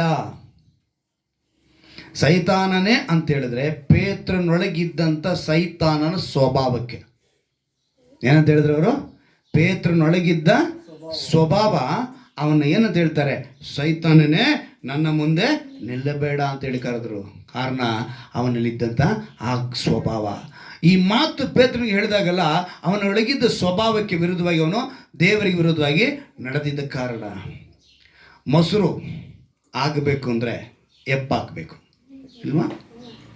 ಎಪ್ಪಾಕೋದು ಯಾವಾಗ ಹಾಕಬೇಕು? ಎಷ್ಟು ಹೊತ್ತಿಗೆ ಮೊಸರು ಆಗ್ಬೋದು? ಒಂದು ಲೆಕ್ಕಾಚಾರ ಹೇಳಿ. ಅದೆಲ್ಲ ಕಾಯಿಸಿ ಹಾಲೆಲ್ಲ ಕಾಯಿಸಿದಾಯ್ತಪ್ಪ. ಹಾಲೆಲ್ಲ ಸಾಯಂಕಾಲ ಹಾಕಿದ್ರೆ ಎಷ್ಟು ಗಂಟೆ ಬೇಕು ಲೆಕ್ಕ ಮಾಡಿ. 8ರಿಂದ 10 ಅವರ್ ಬೇಕು ಒಂದು ಮೊಸರು ಕರೆಕ್ಟಾಗಿ ಪರ್ಫೆಕ್ಟಾಗಿ ಬರಬೇಕು ಅಂದರೆ. ನೀನು ಮೊಸರಿಗೆ ಎಪ್ಪಾಕ್ಬಿಟ್ಟು ನಾನು 6 ಗಂಟೆಲಿ ಹಾಕಿದೆ 10 ಗಂಟೆ ನಾನು ಮೊಸರು ಕೊಡು ಅಂತ ಹೇಳಿದ್ರೆ ಮೊಸರು ಆಗಿರುತ್ತಾ? ಆಗಿರುತ್ತಾ? ಅದೇ ರೀತಿನೇ ನಮ್ಮ ಬದುಕು, ಆತ್ಮಿಕ ಬದುಕು. ನೀನು ದೀಕ್ಷಾ ಸ್ನಾನ ತೆಗೆದುಕೊಂಡಿದ್ದ ತಕ್ಷಣ ನೀನು ಎಪ್ಪಾಕ್ದಂಗೆ ನಿನಗೆ ಡೇ ಬೈ ಡೇ ನೀನೇನಾಗಬೇಕು? ಬೆಳಿಬೇಕು. ಆತ್ಮೀಕತೆಯಲ್ಲಿ ಬೆಳೆದು ನೀನು ಆತ್ಮೀಕತೆಯಲ್ಲಿ ಬೆಳೆಯೋದಕ್ಕೆ ಬರೋದಕ್ಕೇ ದೇವರು ಏನು ಮಾಡ್ತಾರೆ? ನೀನು ಹೊಸದು ಮಾಡ್ತಾನೆ ಇರ್ತಾರೆ ಡೇ ಬೈ ಡೇ. ಯಾವ ಮನುಷ್ಯನು ಒಂದೇ ದಿನದಲ್ಲಿ ಪರಿಪೂರ್ಣತೆ ಹೊಂದುವುದಕ್ಕೆ ಸಾಧ್ಯವಿಲ್ಲ. ಏನಿಲ್ಲ, ಒಂದೇ ದಿವಸದಲ್ಲಿ ಪರಿಪೂರ್ಣ ಹೊಂದುವುದಕ್ಕೆ ಸಾಧ್ಯವಿಲ್ಲ. ನಾವು ಅದನ್ನು ಸರಿಯಾಗಿ ಅರ್ಥ ಮಾಡಿಕೊಂಡ್ರೆ ಖಂಡಿತವಾಗಲೂ ದೇವರ ಆಶೀರ್ವಾದಗಳನ್ನು ಪಡೆದುಕೊಳ್ಳುವುದಕ್ಕೆ ಸಾಧ್ಯ. 7ನೇ ಅಧ್ಯಾಯ 2 ಕೊರಿಂಥದವರಿಗೆ 1ನೇ ವಾಕ್ಯದ ಈ ರೀತಿಯಾಗಿ ಬರೆಯಲ್ಪಟ್ಟಿದೆ, ಪ್ರಿಯರೇ, ಈ ವಾಗ್ದಾನಗಳು ನಮಗಿರುವುದರಿಂದ ನಾವು ಶರೀರ ಆತ್ಮಗಳ ಕಲ್ಮಶವನ್ನು ತೊಲಗಿಸಿ ನಮ್ಮನ್ನು ಶುಚಿ ಮಾಡಿಕೊಂಡು ದೇವರ ಭಯದಿಂದ ಕೂಡಿದವರಾಗಿ ಪವಿತ್ರತ್ವವನ್ನು ಸಿದ್ಧಿಗೆ ತರುವುದಕ್ಕೆ ಪ್ರಯತ್ನಿಸೋಣ. 2 ಕೊರಿಂಥದವರಿಗೆ 7ನೇ ಅಧ್ಯಾಯದ 1ನೇ ವಾಕ್ಯ ಇದು. ಅಂದರೆ ನಾವೇನು ಮಾಡಬೇಕು? ಪೌಲನು ಅಲ್ಲಿ ತನ್ನನ್ನು ಸೇರಿಸಿ ಹೇಳ್ಕೊತಾನೆ. ಅವನನ್ನು ಬಿಟ್ಟು ಅವನು ಹೇಳ್ಕೊಂಡಿಲ್ಲ. ಪೌಲನು ಕೊರಿಂಥ ಪಟ್ಟಣಕ್ಕೆ ಬರೋ ಹೇಳೋದು, ಪ್ರಿಯರೇ, ಈ ವಾಗ್ದಾನಗಳು ನಮಗಿರುವುದರಿಂದ ನಾವು ಶರೀರ ಆತ್ಮಗಳ ಕಲ್ಮಶ, ಯಾವುದದು? ಶರೀರ. ಅಲ್ಲಿಗೆ ಆತ್ಮಕ್ಕೆ ಕೂಡ ಕಲ್ಮಶ ಉಂಟಾಗುವಂತೆ. ಅದಕ್ಕೆ ನಾನು ಹೇಳಿದ್ದು, ಯಾವಾಗಲೂ ನಾವು ಆತ್ಮಿಕತೆಯಲ್ಲಿ ಬೆಳೆಯುವುದಕ್ಕೆ ಬರಬೇಕು ಅಂದರೆ ಏನಾದ್ರು ಒಂದು ತಡೆ ಬಂದೇ ಬರುತ್ತೆ. ಅದರಲ್ಲಿ ನಾವು ಗೆಲ್ಲಬೇಕು. ಅದರಲ್ಲಿ ಗೆಲ್ಲೋದಕ್ಕೇ ದೇವರು ಏನು ಮಾಡ್ತಾರೆ? ನಮ್ಮನ್ನು ದಿನ ಹೊಸದು ಪಡಿಸೋದಕ್ಕೆ ಅವ್ರು ಕರ್ತಾರೆ. ಇವತ್ತು ನಾವು ತಿಳ್ಕೋಬೇಕಾಗಿರೋದು ಇದನ್ನೇ. ನಾವು ಡೇ ಬೈ ಡೇ ಏನು ಮಾಡಬೇಕು? ಅದಕ್ಕೆ ನಾನು ಹೇಳೋದು, ಡೇ ಬೈ ಡೇ ನೀವು ಹೊಸದಾಗಬೇಕು ಅಂದರೆ ತಪ್ಪದೀರ ಭಾನುವಾರ ಸಭೆಗೆ ಬಂದ್ಬಿಡಿ. ಹಲ್ಲೆಲೂಯ. ಏನು ಹೇಳ್ತೀನಿ? ಭಾನುವಾರ ತಪ್ಪದೀರ ಸಭೆಗೆ. ಯಾಕಂತ ಹೇಳಿದ್ರೆ ನಿಮ್ಗೆ ಆವಾಗಲೇ ಆತ್ಮಿಕ ಆಹಾರ ಸಿಗೋದು. ಅದಕ್ಕೇನೆ ವರ್ಷದ 1ನೇ ದಿವಸ ಅಳಿದು ಹೋಗುವ ಆಹಾರಕ್ಕಾಗಿ ದುಡಿಯಬೇಡಿ, ನಿತ್ಯ ಜೀವಕ್ಕೆ ಕೊಂಡೊಯ್ಯುವ ಆಹಾರಕ್ಕಾಗಿ ನೀವು ದುಡಿಬೇಕು ಅಂತೇಳಿ ಹೇಳಿದ್ರು. ನಾವು ಯಾವ ಆಹಾರಕ್ಕಾಗಿ ಇವತ್ತು ದುಡಿತಾ ಇದ್ದೀವಿ? ಯಾವ ಆಹಾರಕ್ಕಾಗಿ ನಾವು ಪ್ರಯತ್ನ ಮಾಡ್ತಿದ್ದೀವಿ? ಶರೀರದಲ್ಲಿ ಆರೋಗ್ಯವಾಗಿ ನಾವು ಇರಬೇಕು ಅಂತ ಹೇಳಿದ್ರೆ ಒಳ್ಳೆ ಆರೋಗ್ಯ ಊಟ ನಾವು ಮಾಡಬೇಕು. ಇಷ್ಟ ಬಂದಿದ್ದ ಕಡೆ ಊಟ ಮಾಡ್ತೀರಾ? ಹಾಗೇನೆ ವಾಕ್ಯ ಕೂಡ ಇಷ್ಟ ಬಂದಿದ್ದ ಕಡೆ ಕೇಳಬಾರ್ದು. ಇಷ್ಟ ಬಂದಿದ್ದ ಕಡೆ ನೀವು ಕೇಳಿದ್ರೆ ಗಲಿಬಿಲಿ ಉಂಟಾಗಿ ನೀವು ದೇವರಿಂದ ದೂರ ಹೊರಟೋಗ್ತೀರಾ. ಸತ್ಯ ಎಲ್ಲಿದೆ? ಸತ್ಯ ವಾಕ್ಯ ಎಲ್ಲಿದೆ? ನಿಮಗೆ ಊಟ ಮಾಡಬೇಕಾದ್ರೆ ಈ ಹೋಟ್ಲು ಚೆನ್ನಾಗಿದೆ, ಆ ಹೋಟ್ಲು ಚೆನ್ನಾಗಿದೆ, ಈ ಆಹಾರ ಚೆನ್ನಾಗಿದೆ, ಈ ಆಹಾರ ಚೆನ್ನಾಗಿದೆ ಅಂತ ಹೇಗೆ ಸೆಲೆಕ್ಷನ್ ಮಾಡ್ಕೊತೀರೋ ಹಾಗೆ ದೇವರ ವಾಕ್ಯ ಕೇಳೋದಕ್ಕೆ ಸಭೆಗಳನ್ನ ಸರಿಯಾಗಿ ನೀವು ಸೆಲೆಕ್ಟ್ ಮಾಡ್ಕೋಬೇಕು. ವಾಕ್ಯ ಕೊಡೋರೆಲ್ಲ ದೇವ ಸೇವಕರು ಅಂತ ಹೇಳಿ ನೀವು ಎಲ್ಲಾದ್ರೂ ಹೋಗಿ ವಾಕ್ಯಕ್ಕೆ ವಿರುದ್ಧವಾಗಿರುವಂಥ ಕೆಲವು ವಿಷಯಗಳು. ಮೊನ್ನೆ ದಿವಸ ಗುಂಟೂರಲ್ಲಿ ಒಂದು ವಿಷಯ ಕೇಳಿಸ್ಬೇಕು. ಏನಂತ ಗೊತ್ತಾ? ಅವರು ಸಭೆಯಲ್ಲಿ ಆರಾಧನೆಯಲ್ಲಿ ಬೂದಿ ಬೆಳ್ಕೊಂಡು ಕೂತ್ಕೋಬೇಕಂತ. ಹಳೆ ಒಡಂಬಡಿಕೆ ಕಾಲದ ಆ ವಿಷಯಗಳನ್ನ ತಗೊಂಡ್ಬಂದು ಆ ಸೇವಕರು ಏನು ಮಾಡ್ತಿದ್ದಾರೆ? ಹೇಳ್ಕೊಡ್ತಾ ಇದ್ದಾರೆ ಅವರಿಗೆ. ಅಲ್ಲಿಗೆ ಅರ್ಥ ಏನು? ಇನ್ನೂ ಕೆಲವರು ಸೇವಕರುಗಳೇ ಬದಲಾಗಿಲ್ಲ. ಹಳೆ ಕಾಲದಲ್ಲಿ ಬೂದಿ ಬೆಳ್ಕೊಂಡು ಗೋಣಿ ತಟ್ಟು ಏನಕ್ಕೆ ತಡ್ಕೊಂಡು ಉಪವಾಸ ಮಾಡ್ತಿದ್ರು ಅಂತ ಹೇಳಿದ್ರೆ ಅದು ದೇವರೊಂದಿಗೆ ಅವರು ಪ್ರಯತ್ನ ಮಾಡ್ತಾ ಇದ್ರು, ಬೇರೆ ವಿಷಯ. ಹಳೆ ಒಡಂಬಡಿಕೆದು ಇವಾಗ ನಮಗೆ ಅದು ಅವಶ್ಯಕತೆ ಇಲ್ಲ. ಇವತ್ತು ನಾವು ಹೃದಯದಿಂದ ಜಜ್ಜಲ್ಪಟ್ಟವರಾಗಿ ಕುಗ್ಗಿ ಹೋದವರಾಗಿ ದೇವರಿಗೆ ಮಾನಸಾಂತರವಾಗಿ ನಾವು ಪ್ರಾರ್ಥಿಸಿದ್ರೆ ದೇವರು ಅದಕ್ಕೆ ಉತ್ತರ ಕೊಡ್ತಾರೆ. ಅದು ನಾವಿವತ್ತು ಏನಾಗಿದ್ದೀವಿ ತಿಳ್ಕೋಬೇಕು. ನಾವು ಹಳೆ ಒಡಂಬಡಿಕೆ ಸರಿಯಾದ ರೀತಿಯಲ್ಲಿ ಇವತ್ತು ಒಳ್ಳೆ ಆಹಾರ, ಒಳ್ಳೆ ವಿಟಮಿನ್. ಅದಕ್ಕೆ ಮಕ್ಕಳಿಗೆ ನಾನು ಹೇಳ್ತೀನಿ ಯಾವಾಗಲೂ, ಇವತ್ತು ಊಟದಲ್ಲಿ ಏನು ಮಾಡ್ತಾರೆ? ಈರುಳ್ಳಿ ತೆಗೆದಿಕ್ಕೋದು, ಟೊಮೆಟೊ ತೆಗೆದಿಕ್ಕೋದು, ತರಕಾರಿಗಳು ತೆಗೆದಿಕ್ಕೋದು, ಇದೆಲ್ಲ ಮಾಡಿದ್ರಿ ಅಂತ ಹೇಳಿದ್ರೆ ನಿಮಗೆ ಶರೀರಕ್ಕೂ ವಿಟಮಿನ್ ಇಲ್ಲ, ಆಮೇಲೆ ಆತ್ಮಿಕೂ ವಿಟಮಿನ್ ಇಲ್ಲ. ತಂದೆ ಬೈದಿದ ತಕ್ಷಣ, ತಾಯಿ ಬೈದಿದ ತಕ್ಷಣ ನಿಮ್ಗೆ ಏನು ಬರುತ್ತೆ? ಕೋಪ ಬರ್ತೈತೆ ಅಲ್ವಾ? ಇವತ್ತು ನಾವು ಒಂದು ಹೇಳ್ತೀನಿ ಬಿಡಿ, pizza, burger, oil food, junk food, ಆರೋಗ್ಯದಲ್ಲಿ ನೀವು ಅದೇನಾಗುತ್ತೆ ಗೊತ್ತಾ? ಒಂದು ದಿವಸ ನಿಮಗೆ ಸಾವು ಬರುತ್ತೆ, ಅದೇ ಗ್ಯಾರಂಟಿ. ಯಾವುದು? Junk food, pizza, burger, oil food ತಿಂದರೆ, ಬೀಡಿ, ಸಿಗರೇಟು, ಮದ್ಯಪಾನ, ಡ್ರಗ್ಸ್ ಸೇವನೆ ಮಾಡ್ತಾ ಇದ್ರೆ ಒಂದು ದಿವಸ ಕಿಡ್ನಿ ಲಿವರು ಸಾವಿಗೆ ಆಗುತ್ತೆ. ನೀವೇನಾಗ್ತೀರಾ? ಇವತ್ತು ನಾವು ಒಳ್ಳೆ ಊಟ ಹೇಗೆ ಶರೀರಕ್ಕೆ ಬೇಕು ಅಂತೀವೋ ಅದೇ ರೀತಿ ಒಳ್ಳೆ ಆತ್ಮಿಕದ ವಾಕ್ಯನೂ ಕೂಡ ಇರಬೇಕು. ನಾವು ತಿನ್ನುವ ಆಹಾರದಿಂದ ಹೇಗೆ ಆರೋಗ್ಯ ದಿನ ದಿನ ಕೆಟ್ಟೋಗುತ್ತೋ ಹಾಗೆ ನಾವು ಕೇಳುವ ವಾಕ್ಯದಿಂದ ನಮ್ಮ ಆಹಾರ, ಆ ಕೇಳುವ ಆಹಾರದಿಂದ ದಿನೇ ದಿನೇ ಹೊಸದಾಗಬೇಕು. ಸತ್ಯವಾಕ್ಯವನ್ನು ಬೈಬಲ್ ಪ್ರಕಾರ ಹೇಳುವ ಜ್ಞಾನ ಅನೇಕ ಬೋಧಕರಿಗೆ ಇಲ್ದಂಗೆ ಆಗೋಗಿದೆ. ಈ ದಿನ ಎಲ್ಲ ಮತಗಳವರು ಯೇಸುವನ್ನು ಬರದೇ ಇರೋ ಕಾರಣ ಇದೇನೆ. ಸರಿಯಾದ ರೀತಿಯಲ್ಲಿ ಬೈಬಲ್ನ ಉಪದೇಶ ಮಾಡಿದರೆ ಎಲ್ಲರೂ ನಾವು ಒಂದೇ, ನಾವು ಭಾರತೀಯರು, ನಾವು ಒಬ್ಬರಿಗೊಬ್ಬರು ಪ್ರೀತಿಯಿಂದ ಇರಬೇಕು. ನೀನು ನಮ್ಮ ಮನೆಗೆ ಬಾ, ನಾನು ನಿಮ್ಮ ಮನೆಗೆ ಬರ್ತೀನಿ ಅಂತ ಹೇಳಿ ಒಬ್ಬರಿಗೊಬ್ಬರು ಪ್ರೀತಿನ ಹಂಚ್ಕೊಂಡಿದ್ರೆ ನೀನು ಕೊಟ್ಟಿದ್ದು ನನಗೇನೂ ನಡೆಯಲ್ಲ. ಅವ್ನು ಕೊಟ್ಬಿಟ್ಟ ಪ್ರಸಾದ, ನಾನು ತಿನ್ನಲ್ಲ, ನಾನು ದೂರ ಇಡ್ತೀನಿ ಅಂತ ಹೇಳಿದ್ರೆ ಅಲ್ಲಿಗೆ ಬಂತು ವಿಘ್ನ. ಎಲ್ಲಿಗೆ ಬಂತು ವಿಘ್ನ? ಅವ್ನು ಕೊಟ್ಟಿದ್ದ ಪ್ರಸಾದ ನೀನು ತಿನ್ನಲ್ಲ ಅಂದರೆ ಪ್ರಸಾದಕ್ಕೆ ನೀನು ಬೆಲೆ ಕೊಟ್ಟೆ, ದೇವ್ರಿಗೆ ಬೆಲೆ ಕೊಟ್ಟಿಲ್ಲ. ತಿರುಪತಿಯಿಂದ ಬರಲಿ ಲಡ್ಡು, ಮಂತ್ರಾಲಯದಿಂದ ಬರಲಿ, ನಾನು ಯಾವುದೂ ಕೇರ್ ಮಾಡಲ್ಲ. ಎಲ್ಲರೂ ಅದನ್ನು ತಗೋಬೇಕಾದ್ರೆ ಏನು ಮಾಡ್ತಾರೆ ಗೊತ್ತಾ? ನಮ್ಮ ಜೊತೆಗಿರೋರು ಚಪ್ಪಲಿ ಬಿಟ್ಬಿಟ್ಟು ಹಿಂಗೆ ಮಾಡಿ ತಗೊತಾರೆ ಹತ್ರ.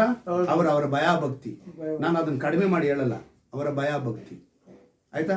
ನಾನು ಶೂ ಹಾಕಿ ಇರ್ತೀನಿ, ನಾನೇನು ಇದು ಮಾಡ್ಕೊಳ್ಳಲ್ಲ, ನಾನು ತೊಗೊತೀನಿ, ಸ್ತೋತ್ರ ಮಾಡಿ ತಿಂತೀನಿ. ಇವತ್ತರೆಗೂ ನಾನು ಏನು ಕೆಟ್ಟೋಗಿಲ್ಲ. ಎಂತೆಂಥದನ್ನು ತಿಂದಾಕಿದ್ದೀನಿ ನಾನು, ಗೊತ್ತಾಯ್ತಾ? ರಕ್ತ ಇಸ್ಗಿ ಅದನ್ನು ಚಿವಿಚಿ ಅನ್ನ ಉಂಡೆ ಮಾಡಿ ಕೊಟ್ಟರು. ನನ್ನ ತಮ್ಮ ಒಬ್ಬ ತೀರ್ಕೊಂಡಾಗ ಕೋವಿಡ್ನಲ್ಲಿ, ನಮ್ಮ ನಾದಿನಿ ಗಂಡ ನನ್ನ ತಮ್ಮ ಆಗ್ತಾನೆ, ರಕ್ತನ ಅದರಲ್ಲಿ ಉಯ್ದಿದ್ರು, ಕೋಳಿನ ಕಟ್ ಮಾಡಿ ಆ ಅನ್ನನ ಉಂಡೆ ಮಾಡಿ ನನಗೆ ಕೊಟ್ಟರು. ನಾನು ತಿಂದೆ, ನಮ್ಮ ಮನೆಯವ್ರು ತಿಂದಿಲ್ಲ. ನಾನು ಬೇಡ ಅಂದರು ನಮ್ಮ ಮನೆಯವರು, ಬೇಡ ನಿನಗೆ ಅದ್ರ ಮೇಲೆ ಇಲ್ಲ ಅಂದರೆ ಬಿಟ್ಬಿಡು. ನಾನು ಅದೆಲ್ಲ ಕೇರೇ ಮಾಡಲ್ಲ, ಏನೂ ಆಗಿಲ್ಲ, ಇವತ್ತಿಗೂ ಆರೋಗ್ಯವಾಗೇ ಇದ್ದೀನಿ, ಕೆಟ್ಟೋಗಿಲ್ಲ. ನಾನು ಹೇಳೋದೇನು ಗೊತ್ತಾ? ಮನೆ ಮುಂದೆ ರಂಗೋಲಿ ಬಿಡಿಸ್ಬಿಟ್ಟು ಒಂದು ನಿಂಬೆಹಣ್ಣು ಹಾಕಿ, ಒಂದು 2 ಹಸಿಮೆಣಸಿನ್ಕಾಯಿ, ಎಲ್ಲ ಒಣಗಿದ ಮೆಣಸಿನ್ಕಾಯಿ ಹಾಕಿ, ಒಂದು 2 ಕೂದಲು ಹಾಕಿ ಏನಾರು ಹಾಕಿದ್ರಾ, ನಿಂಬೆಹಣ್ಣು ತೊಗೊಂಡೋಗಿ ಜ್ಯೂಸ್ ಮಾಡಿ ಕುಡ್ಕೊಂಬಿಡಿ, ಅಲ್ಲಿಗೆ ದೃಷ್ಟಿ ಪರಿಹಾರ ಆಯಿತು ಅಂತ ಅರ್ಥ. ನೀವು ಅದನ್ನ ನೋಡಿ ಭಯಪಟ್ಟು ಸೈಡ್ಗೆ ಹೋದ್ರಿ ಅಂದರೆ ಅದು ನಿಮ್ಗೆ ಎಫೆಕ್ಟ್ ಮಾಡ್ತಿದೆ ಅಂತ ಅರ್ಥ. ಮಂಜು ಎಂತೆಂಥ ಕೆಲಸ ಮಾಡ್ತಾರೆ, ಅಲ್ಲೆಲ್ಲ ಎಷ್ಟೋ ಗಾಳಿಗಳಿದೆಯಂತೆ ಅಲ್ಲ ಮಂಜು, ದೆವ್ವಗಳಂತೆ. ಅವರ ಆ ಪ್ರೆಸ್ಟೇಜ್ದಲ್ಲಿ ಕಥೆಗಳನ್ನು ನಮ್ಗೆ ಕೆಲವು ಗೊತ್ತು. ಇವಾಗ ಮೊನ್ನೆ ಒಂದು ಕಡೆ ಹೋದ್ರೆ ಆ ಜಾಗದಲ್ಲೂ ಹೇಳಿದ್ರು ಕೆಲವರು, ಈ ಜಾಗದಲ್ಲೆಲ್ಲ ನಾವು ಹಿಂಗೆಲ್ಲ ಬರಲ್ಲ ಸರ್, ಬರಲ್ಲ ಬರೋದು ನಾವು, ಏನಂತೆ ಗಾಳಿಗಳು ಓಡಾಡ್ತಾ ಇರ್ತಾರಂತೆ. ಅವ್ರನ್ನ ಪಾಪ ಇವತ್ತಿಗೂ ಯಾವುದು ಹಿಡಿಯೋಕ್ಕೆ ದಮ್ಮೇ ಇಲ್ಲ. ಮಂಜು ನೋಡಿದೆ ಅವೆಲ್ಲ ಏನಾಗಿರ್ತವೆ, ಯಾರು ನಮಗೇನೋ ದೊಡ್ಡ ಆಕಾರ ಕಾಣಿಸ್ತೈತೋ ಅಂಥೇಳಿ ಓಡೋಗಿರ್ತವೆ. ಇವಾಗ ಬುಲೆಟಲ್ಲಿ ಬೇರೆ ಹೋದ್ರೆ ಇನ್ನಿದ್ದು ಚೆನ್ನಾಗಿರ್ತಿತ್ತು, ಆದರೆ ಬುಲೆಟಲ್ಲಿ ಹೋಗ್ತಾ ಇಲ್ಲ ಇವರು ಅಲ್ವಾ. ನಾನು ಏನು ಹೇಳೋದೇನೆಂದರೆ, ನಾವು ಯಾವುದಕ್ಕೂ ಭಯ ಪಡಬಾರ್ದು. ನಮ್ಮ ಶರೀರದಲ್ಲಿ ಬದಲಾವಣೆಗಳು, ನಮ್ಮ ಮನಸ್ಸಿನಲ್ಲಿ ಬದಲಾವಣೆಗಳು, ಸತ್ಯ ಬೋಧನೆ ಕಡೆಗೆ ಬರಬೇಕು. ಪ್ರತಿಯೊಬ್ಬರಿಗೂ ಪೌಲನು ಖಂಡನೆ ಮಾಡಿ ಹೇಳ್ತಾನೆ. ನೀನು ಇನ್ನೊಂದು ಕಡೆ ಕೇಫನು ಅಂತೇಳಿ ಬರೆಯಲ್ಪಟ್ಟಿದೆ, ಯಾರಿಗೆ? ಈ ಪೇತ್ರನಿಗೆ.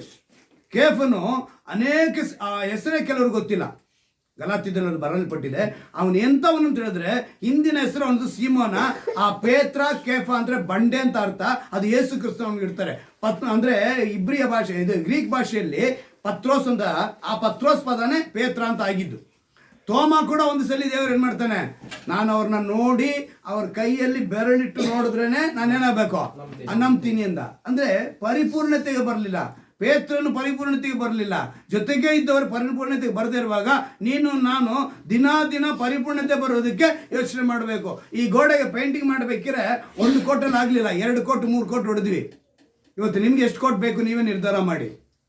ಬದಲಾವಣೆ ಆಗೋದಕ್ಕೆ ನಿಮ್ಗೆ ಎಷ್ಟು ಕೋಟ್ ಬೇಕು, ನೀವು ಯಾರಾಗಿದ್ದೀರಾ ಇವತ್ತು ನಾವು ಅದನ್ನು ತಿಳ್ಕೋಬೇಕು.